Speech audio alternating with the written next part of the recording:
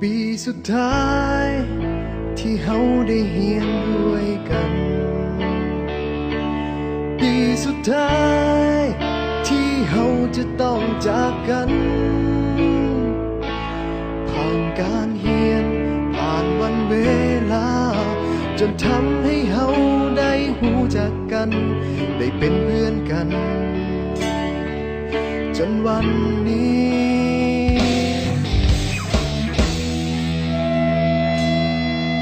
มาถึงม.7 ปีนี้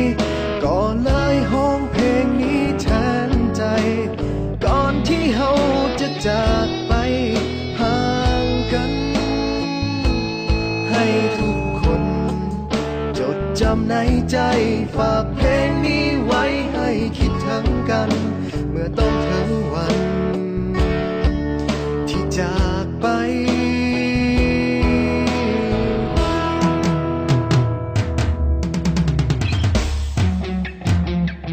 ก็เลยเขียนเพลงนี้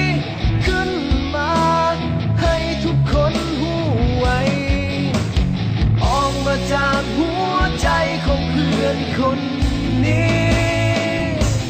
ถึงจะอยู่แห่งหนใดยังคิดถึงกันทุกวินาทีจึงขอมอบเพลงนี้แด่เพื่อนทุกคน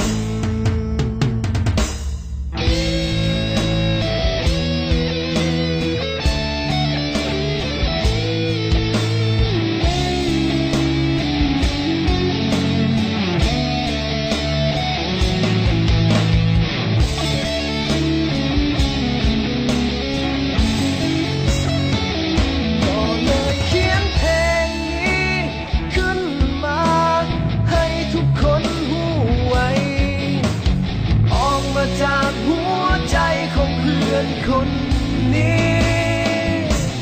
ถึงจะอยู่แห่งหนใดยังคิดถึงกันทุกวินาทีจึงขอมอบเพลงนี้แด่เพื่อนทุกคนสุดท้ายนี้ที่บอกเอาไว้ถึงจะอย่างใดก็ยังมีคำว่าเฮาคำว่าเพื่อนในวันนี้จะบ่มีวันเก่าพวกเฮาม.7 ปีสุดท้ายคำว่าเพื่อนในวันนี้จะบ่มีวันเก่าพวกเฮาม.7 ปี